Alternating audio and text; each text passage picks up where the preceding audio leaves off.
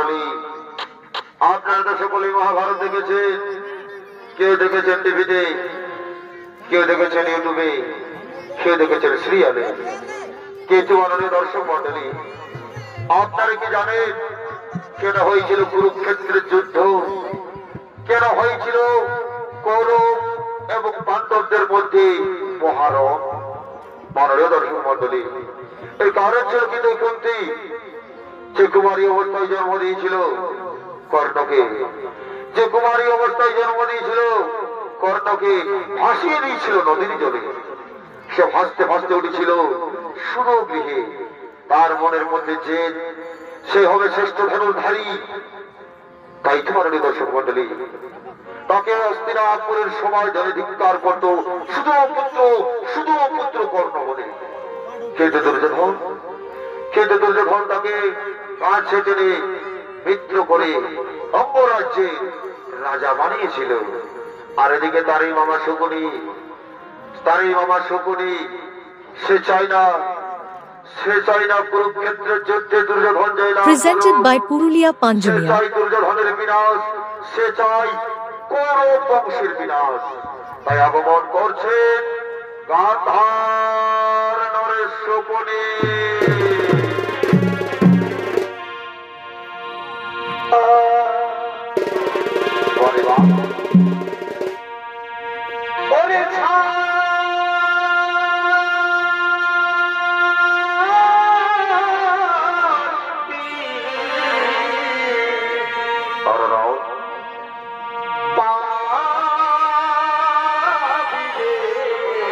নতুন নতুন ভিডিও দেখার জন্য চ্যানেলটি সাবস্ক্রাইব করুন।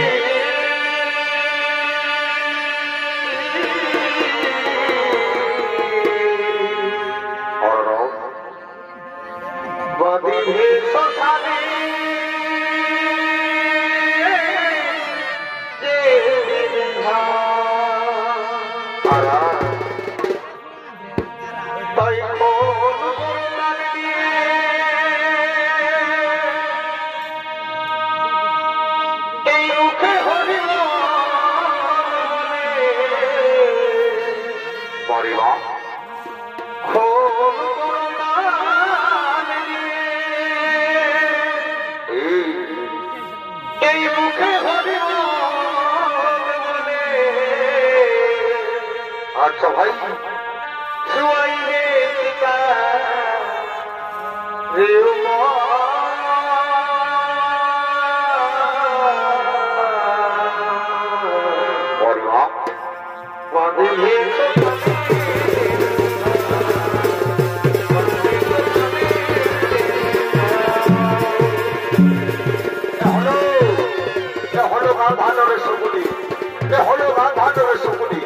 আমি শকুনির ভূমিকায় গিয়ে আপনাদের মহান মঞ্চে অংশ নিয়ে মঞ্চস্থ হয়েছে তরুণ নৃত্য শিল্পী বঙ্গল মাহাতো।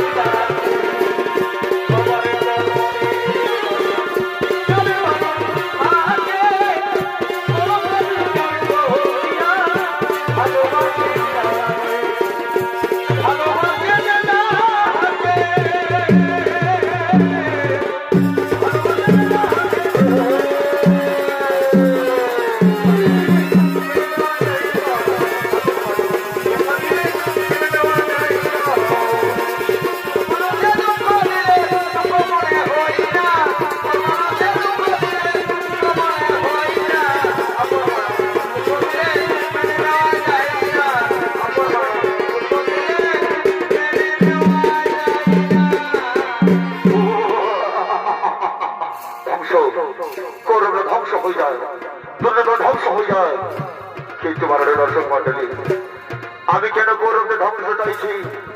আমি তো দুর্যোধনের বাবা। আমি কেন তাদের ধ্বংস চাইছি? এই কথাটা আপনারা শুনতে চান? এর আসল রহস্য আপনারা শুনতে চান মাননীয় দর্শক মন্ডলী? এর কাহিনী আপনারা শুনতে চান না?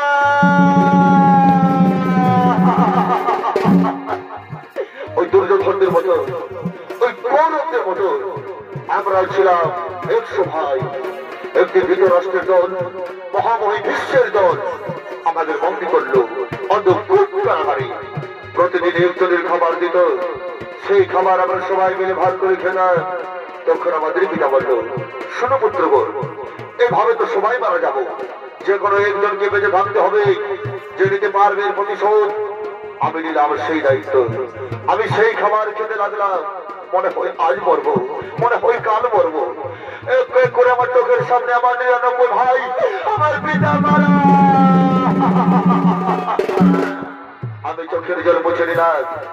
আমি চোখের জল মুছে সেই পিতার অস্থি দিয়ে তৈরি করলাম আমি পাশা। যে পাশা খেলাইছিল কৌরব পাণ্ডবদের বিবাহ, যে পাশা খেলাইছিল দ্রৌপদীর বস্ত্র হরণ, যে পাশা খেলাইছিল কুরুক্ষেত্রের মহারণ।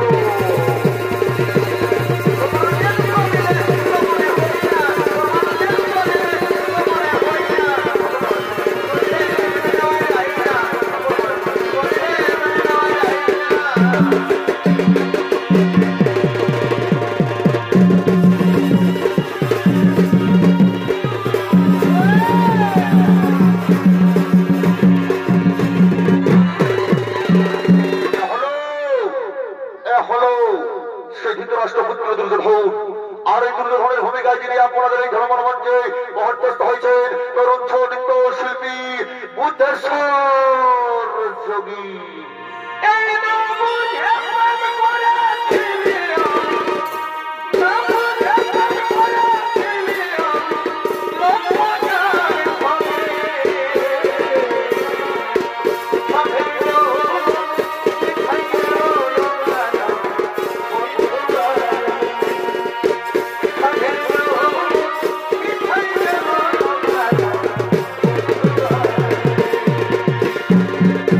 Oh,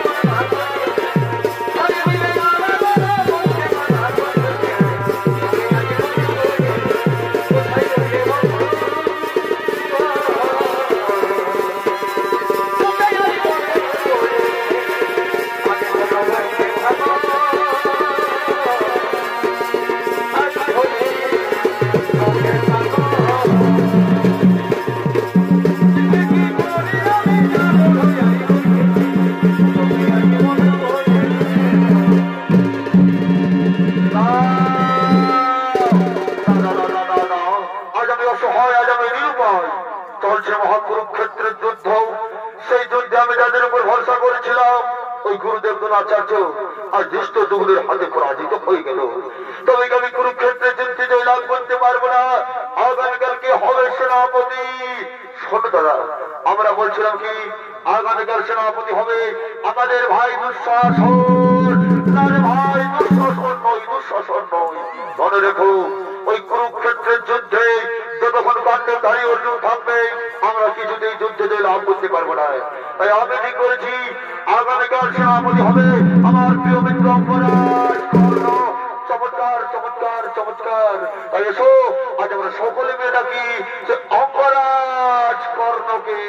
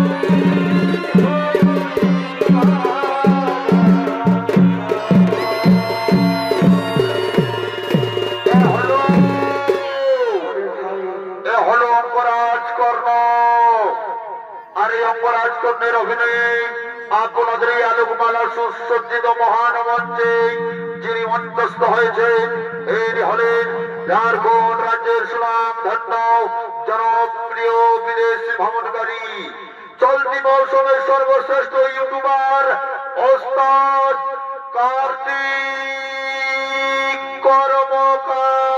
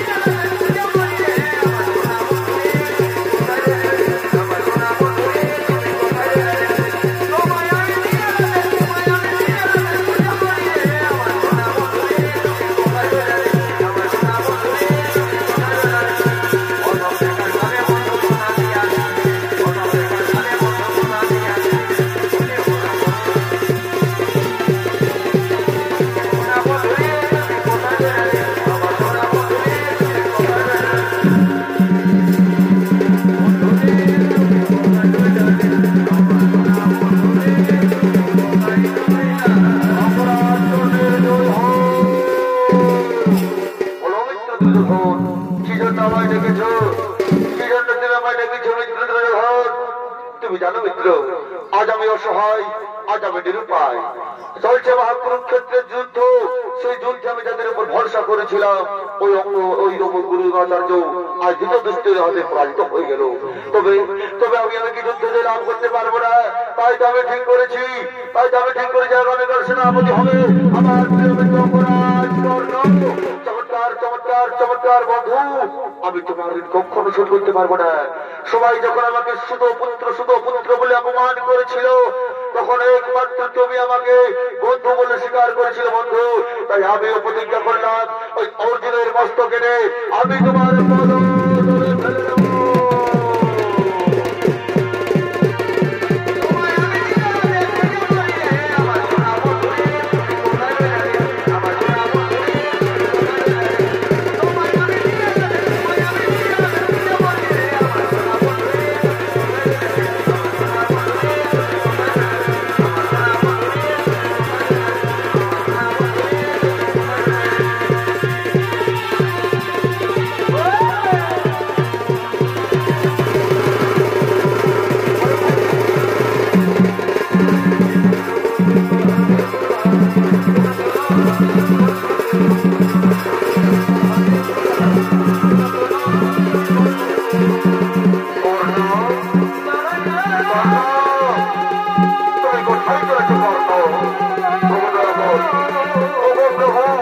আপনি তো অন্তর যাবেনি, আপনি তো অন্তর যাবেনি।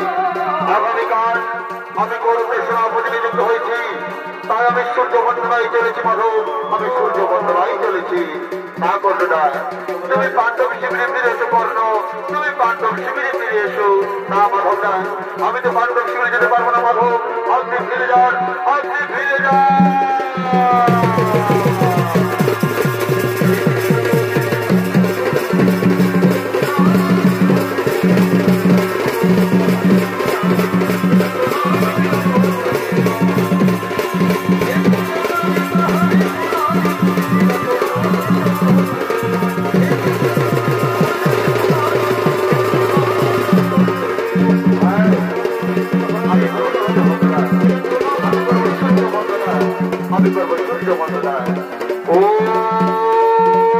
সূর্য দেবতাই নমঃ, ওম সূর্য দেবতাই নমঃ, ওম সূর্য দেবতাই নমঃ।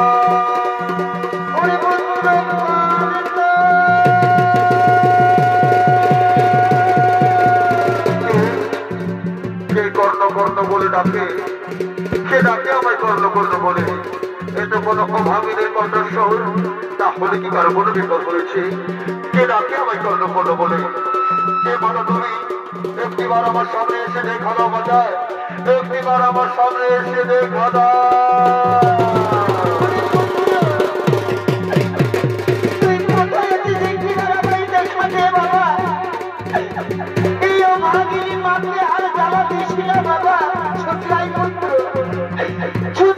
ভাগিনী মায়ের কাছে ওরে পুত্র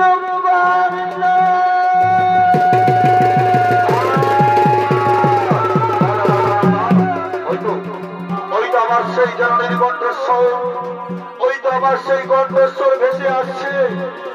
সে তুমি মাতা, তুমি আড়ালে কেন কর্ণ কর্ণ বলে ডাকছো? এই ডাক শুনে কেন মনে হচ্ছে আমার যুগ যুগ ধরে ওই ডাকের সাথে আমার কোন সম্পর্ক রয়েছে? কে মাতা তুমি?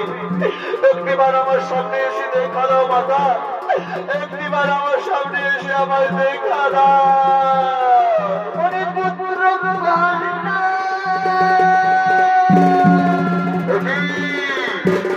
দেখি অর্জুন জননী কন্যা, পাণ্ডব জননী কন্যা, প্রণাম প্রণাম তোমার চরণে মাতা, শত কোটি প্রণাম। আর কিছুক্ষণ পর শুরু হবে তোমার পুত্রদের সঙ্গে আমার মহারণ। এমন সময় তুমি কেন এসেছো মাতা? ওগো অর্জুন জননী কন্যা, ওগো পাণ্ডব জননী কন্যা। আরে না, তুই না পুত্র, তুই বারবার আমায় অর্জুন জননী অর্জুন জননী বলে ঘোষণা করিস না।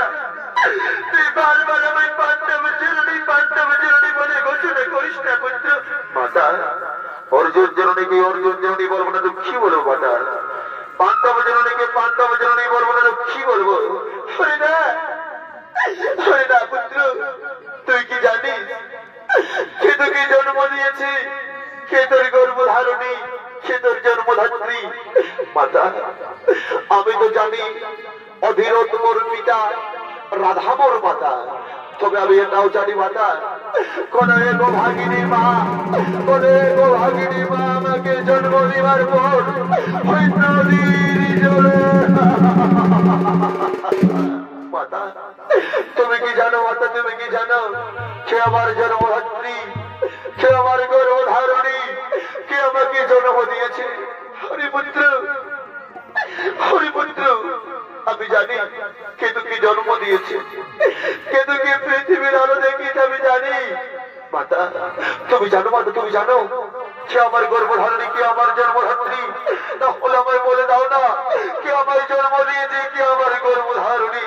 হরিপুত্র, যার জন্য তুই পৃথিবীতে এসেছিস, যে তোকে পৃথিবীর আলো দেখিয়েছে, যে তোকে 10 মাস 10 দিন গর্ভে ধারণ করে পৃথিবীর আলো দেখিয়েছে পুত্র, সে আর কেউ নয় বাবা, সে হলো অর্জুন জননী কন্যা। আমি বিশ্বাস করতে পারি না মাতাই, আমি বিশ্বাস করতে পারি না। হরিপুত্র, তুই বিশ্বাস কর, তোকে যে আমি জন্ম দিয়েছি, তুই যে আমার প্রথম সন্তান, তোকে যে আমি প্রথম গর্ভে ধারণ করেছিলাম মাতা, তুমি আমার মাতা, তুমি আমার গর্ভ ধারণে, তুমি আমার জন্মধাত্রী। তাহলে আমি শিবপুত্র নই মা? শিবপুত্র বলে কত লোকে আমার অপমান করেছে, শিবপুত্র বলে কত লোক আমায় ঘৃণা করেছে। আমি শিবপুত্র নই, আমি পুত্র, আমি রাজপুত্র মাতা, আমি রাজপুত্র মা গো।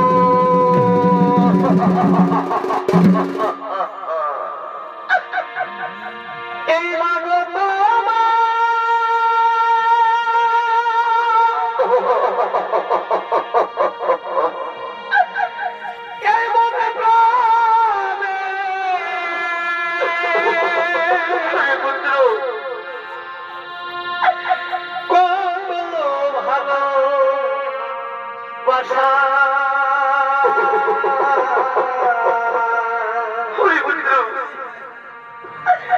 তোমারই করুণাতে মা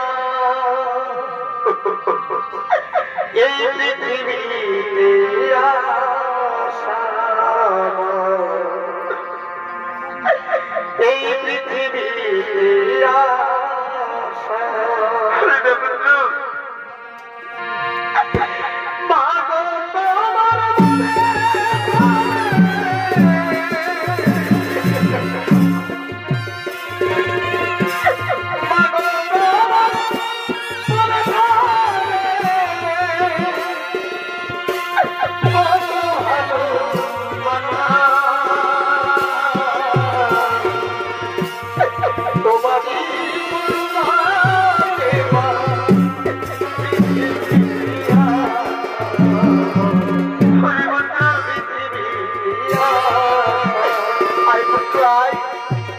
তুই আমার কোলে আয় বাবা, তুই আমার কাছে আয় সোনা, তুই আর দূরে থাকিস না, তুই আমার কাছে আয় রে সোনা, বুকে তুই আয় দূরে, আয় রে সোনা, বুকে তুই আয়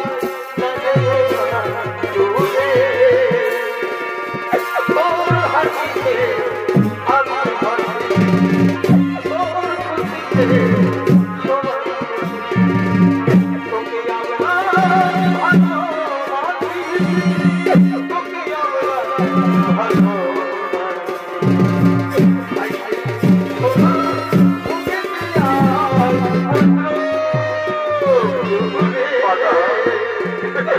আমি কেন তোমার গর্ভে জন্ম নিও? আমি তোমাকে চিনতে পারিনি মাতা, আমি তোমার গর্ভে জন্ম নিও কেন আমি তোমাকে চিনতে পারিনি।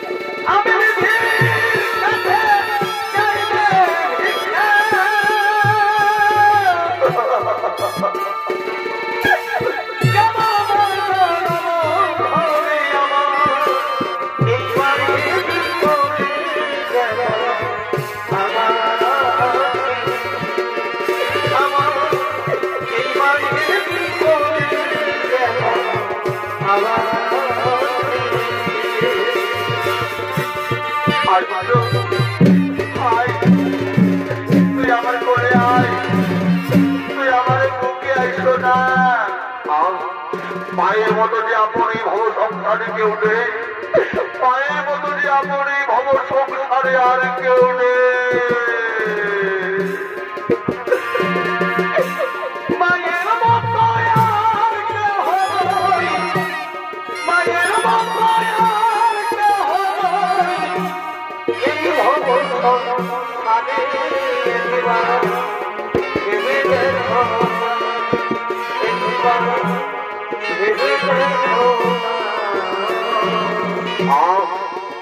কি আরাম আমার মায়ের কোল, চাই না আমার রত্ন সিংহাসন, চাই না আমার স্বর্ণের রত্নে মোড়া ওই স্বর্ণ সিংহাসন।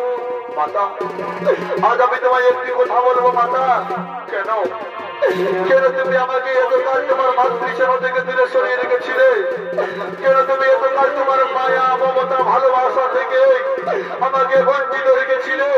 কেন আমার পঞ্চভ্রাতার ভালোবাসা থেকে এতকাল দূর করে রেখেছিলে মাতা? আজ যে তোমায় বলতেই হবে।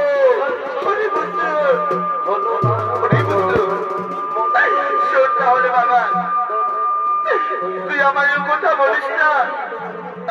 আমি যতবার তোকে হস্তিনাপুরে সিংহাসনে পুত্র পুত্র বলে ডাকতে গিয়েছি, আমি যে ততবার তোকে দেখে মুখ ফিরিয়ে দিয়েছি পুত্র। আমি তোকে পুত্র বলে ডাকতে পারিনি। তোর ওই কোলের মালা দিয়ে আমার পদতলে এসে পড়েছিল। আমি তো সেদিনেই বুঝে গেছিলাম পুত্র তুই আমার প্রথম সন্তান। আমি তোকে সভা মধ্যে যতবার পুত্র বলে ডাকতে গিয়েছি, আমি তো তোমার দুঃখ বেদনায় মুখ ফিরিয়ে দিয়েছি, তোকে পুত্র বলে ডাকতে পারিনি। তাহলে শুন, কেন তোকে মাতৃসেনা থেকে পঞ্চ ভাইয়ের ভালোবাসা থেকে দূরে সরিয়ে রেখেছিলাম? আমি তোকে যখনই জন্ম দিয়েছিলাম পুত্র, আমি তোকে যখনই পৃথিবীর আলোরে গিয়েছিলাম, তখন আমি কুমারী ছিলাম।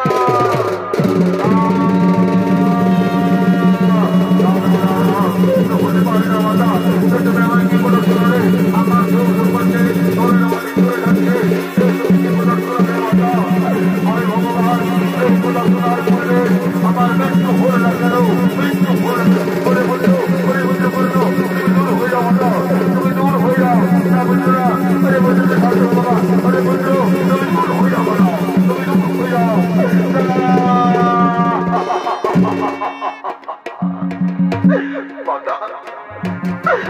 জননী আমার, গর্ভধারণী, কেন কেন তুমি আমাকে জন্ম দিয়েছিলে মাতা?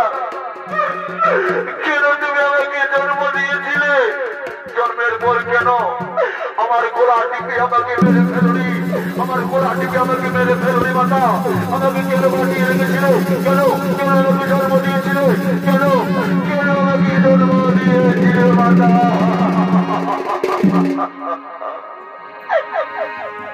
এই যদি মানো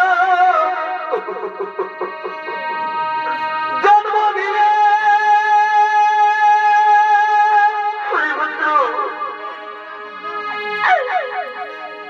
আমার কোলে তুমি না লইলে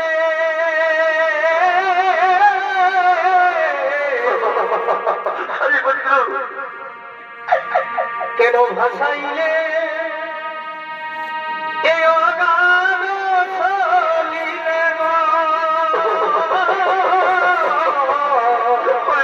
কথা বলিস না। কেন ভাসাইলে এ অগাধ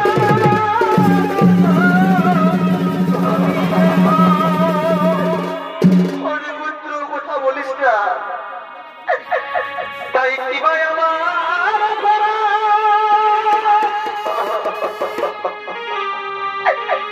আমি না পাইনি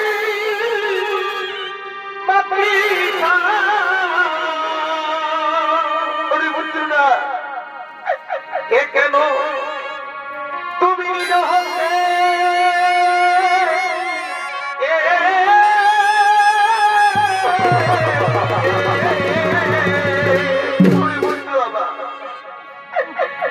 কেন হতে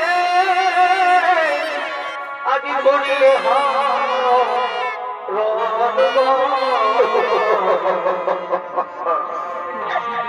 এই ঘটনা পুত্র এ মাতা কেন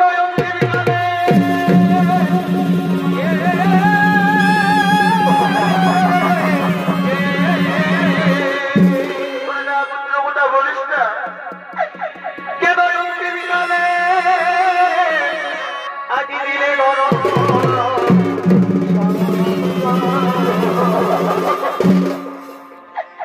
এই ধন্য মাতা, তাহলে আজ তুমি কেন এসেছো মাতা আমার কাছে? প্রভাতকালে কি চাও তুমি? ওরে পুত্র, আজ আমি তোকে ডেকে এসেছি বাবা, তুই আমার সাথে পাণ্ডব শিবিরে মিশে চল। না মাতা না, আমি তো তোমার সাথে পাণ্ডব শিবিরে যেতে পারবো না। এই সমাজ যখন আমাকে শুধু পুত্র বলে অপমান করেছিল, সমাজ যখন আমাকে ধিক্কার জানিয়েছিল, তখন একমাত্র দুর্যোধন আমাকে মিত্র বানিয়ে অঙ্গরাজ্যের রাজা বানিয়েছিল মাতা। আমি তার সাথে কিভাবে বিশ্বাসঘাতকতা করবো মাতা? আমি পারবো না মাতা, আমি পারবো না। এই মাকে বড় ধনে আমার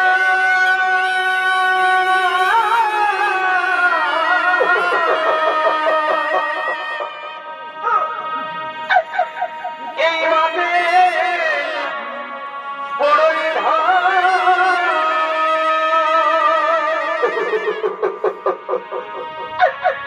মায়া এই সংসারে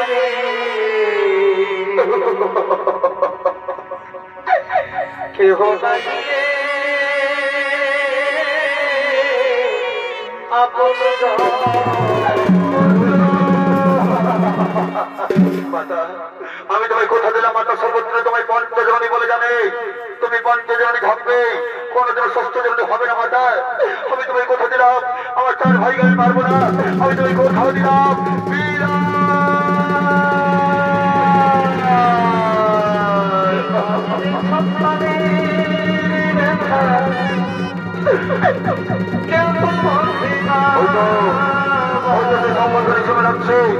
ওই দেশে ধনুরের টক্কর মনে হয় কুরুক্ষেত্র যুদ্ধ শুরু হয়ে গেছে। কোথায় কোথায় অর্জুন?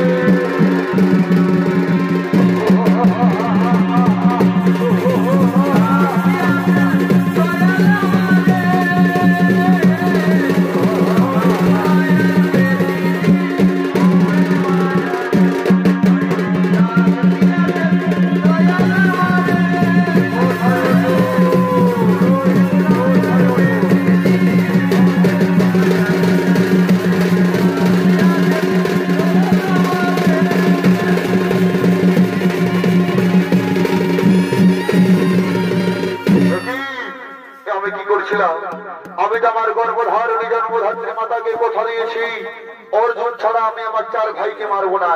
যাও ভ্রাতাগণ যাও, আমি তোমাদের জীবন দান দিলাম, আমি তোমাদের জীবন ভিক্ষা দিলাম।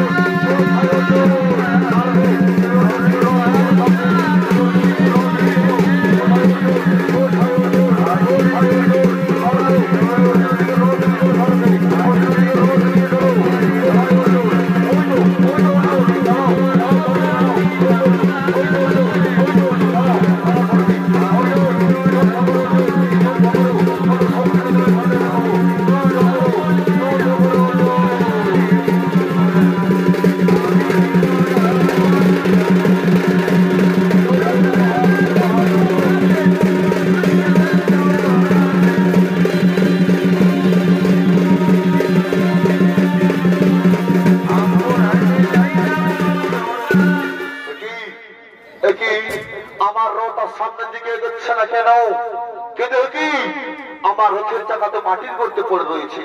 না না, এই রথের চাকা আগে আমায় তুলতে হবে। অর্জুন, আমি তোমার সঙ্গে কিছুক্ষণ পরে রণ করবো। অর্জুন, দেখছো না অর্জুন, আমার রথের চাকা মাটির গর্তে পড়ে রয়েছে। আমার রথের চাকা মাটির গর্তে পড়ে রয়েছে। আমি তোমার সঙ্গে কিছুক্ষণ পরে রণ করবো। অর্জুন, আমি তোমার সঙ্গে কিছুক্ষণ পরে রণ করবো। অর্জুন, অর্জুন, তুমি দাঁড়িয়ে দেখছো কি? অর্জুন, এই তো সুবর্ণ সুযোগ, তুমি কর্ণকে হত্যা করো, তুমি কর্ণকে হত্যা করো। না মাধব, না, আমি কর্ণকে হত্যা করতে পারবো না, এটা যে অধর্ম। অর্জুন, আজ তোমার অধর্মের কথা মনে পড়ছে। অর্জুন, সেই সভার কথা স্মরণ করো, যেখানে দ্রৌপদীকে বস্ত্র হরণ করেছিল, সেখানে কর্ণটি লজ্জের মতো দাঁড়িয়ে রয়েছিল। তখন কোথায় ছিল তার ধর্ম, কোথায় ছিল তার জ্ঞান? অর্জুন, তুমি পূর্বের কথা স্মরণ করো, তোমার পুত্র অভিমন্যুকে সূক্ষ্ম মুহে কিভাবে হত্যা করেছিল এই অধর্মী কর্ণ। যেখানে কর্ণ অস্ত্র দিয়েছিল আর তোমার পুত্র অভিমন্যু ছিল নিরস্ত্র। তখন কোথায় ছিল তার ধর্ম, কোথায় ছিল তার জ্ঞান? অর্জুন, একটি কথা স্মরণ রেখো, যে অধর্ম করে তাকে অধর্ম করেই মারতে হয়, তাকে অধর্ম করেই মারতে হয়, এতে কোনো লাভ নেই।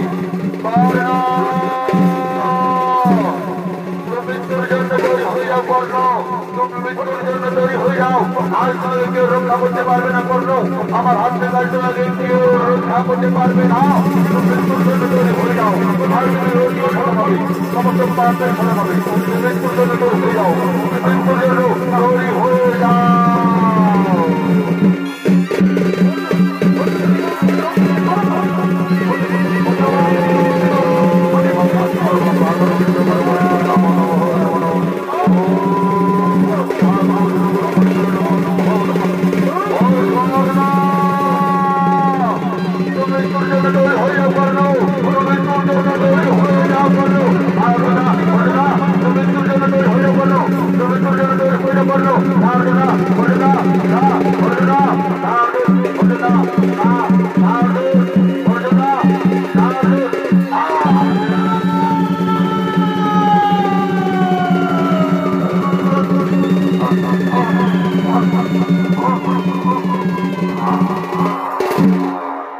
কুরুক্ষেত্রের যুদ্ধে কৌরব সেনাপতি অঙ্গরাজ কর্ণ আজ বীরগতি প্রাপ্ত হলেন।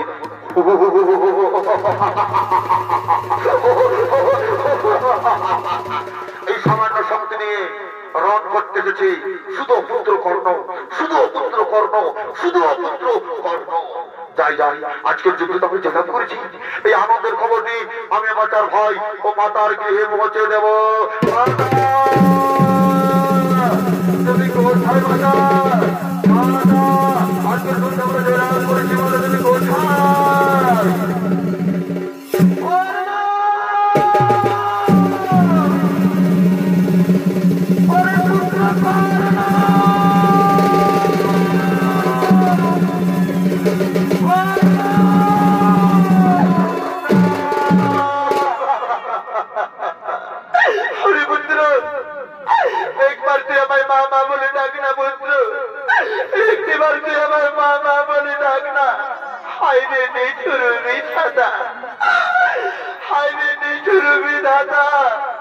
কেমন তোমার পরিহাস দয়াময়, এত কাল পর যে পুত্রকে তুমি আমার কাছে ফিরিয়ে দিলে, আবার তুমি সেই পুত্রকে আমার কাছ থেকে কেড়ে নিলে দয়াময়, আবার তুমি সেই পুত্রকে আমার কাছ থেকে কেড়ে নিলে ঠাকুর।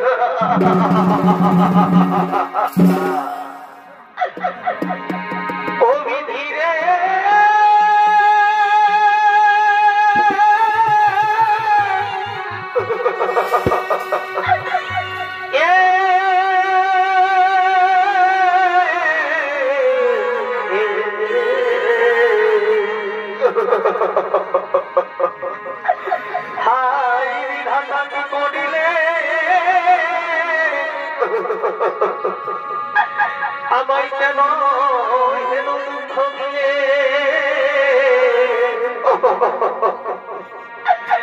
মরণ দিলে কেন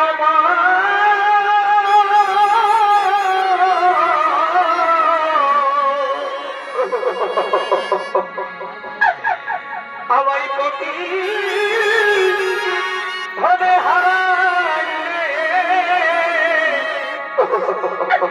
আজি যদি একটি পুত্র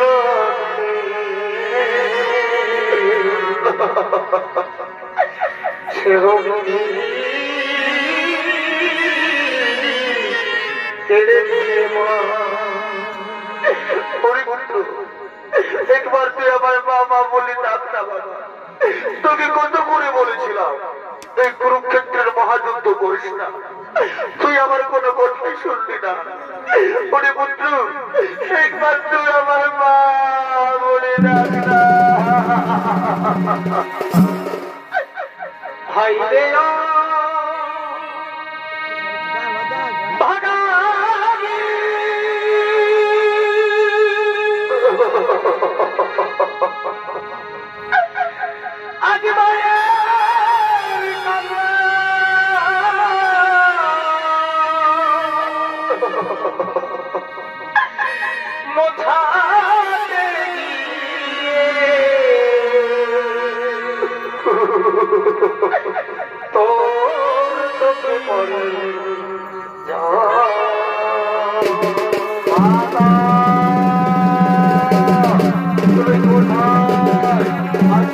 আমরা জয়লাভ করেছি মাতা।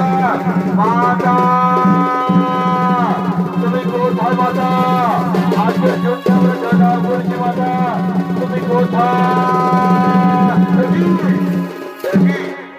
একই মাতা, সে আমাদের ছিল শত্রু, ও শুধু পুত্র কর্ণ, তার স্বপ্নের উপরে তুমি অথরে নয়নের জল ফেলছো ছোট মাথায়। হরিদা পুত্র, তুই কথা বলিস না বাবা, শুধু পুত্র নয়, তোদের চির শত্রুও নয়। এই যে আমার প্রথম সন্তান, তোদের জ্যেষ্ঠ ভ্রাতা, আমার জ্যেষ্ঠ সন্তান অপরাধ করল।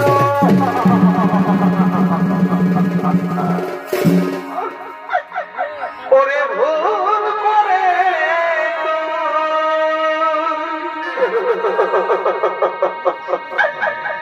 এই মহা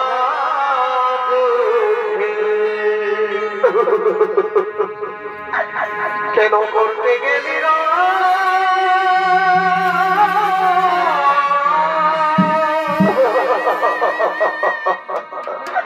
কেন ভাই ভাই করলি যুদ্ধ?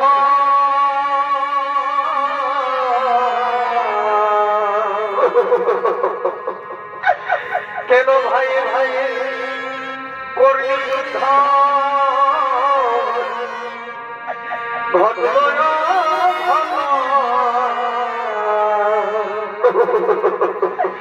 ওরে ভুল করে এই মহাযুদ্ধে কেন করতে গেলি না?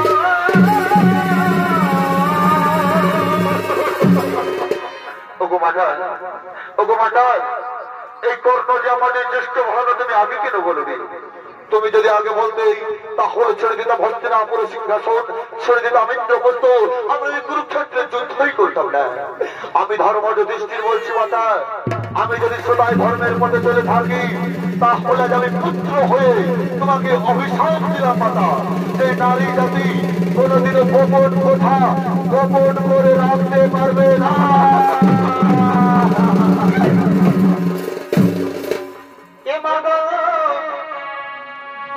চোখের জলে মুখ ভাসাইলে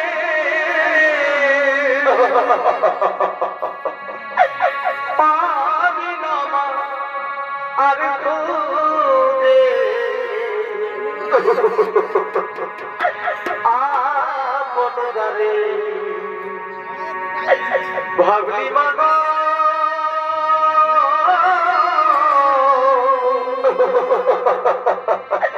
সে তো তোমার ওরে পুত্র,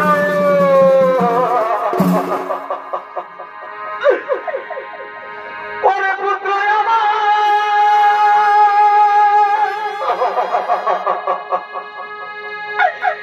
চলে গেল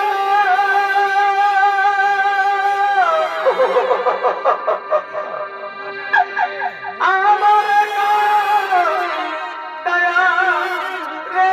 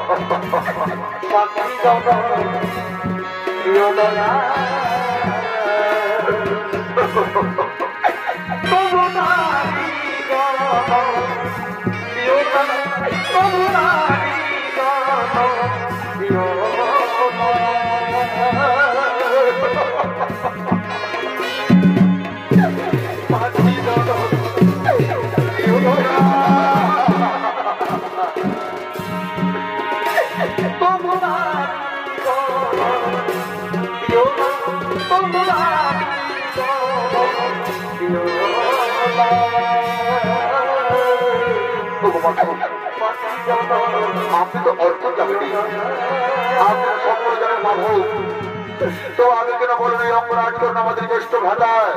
শোনো অর্জুন, আমি যখন তোমাকে বিশ্বরূপ দর্শন করেছিলাম, আমি তো তোমাকে বলেছিলাম এই কুরুক্ষেত্রের যুদ্ধে অনেক আপন সৌরভের হারাতে হবে।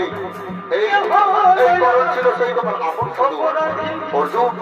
বস্ত্র যখন পুরানো হয়ে গেলে তাকে তাপ করে নবীন বস্ত্র ধারণ করতে হয়। তেমনি বিধাতার লেখা নিয়তির পরিহাস কোনদিন খণ্ডন করা যায় না। চলো অর্জুন, আমরাও শ্মশান ঘাটে যাবো এবং পুরানো বস্ত্র ত্যাগ করে নবীন বস্ত্র ধারণ করবো। চলো অর্জুন।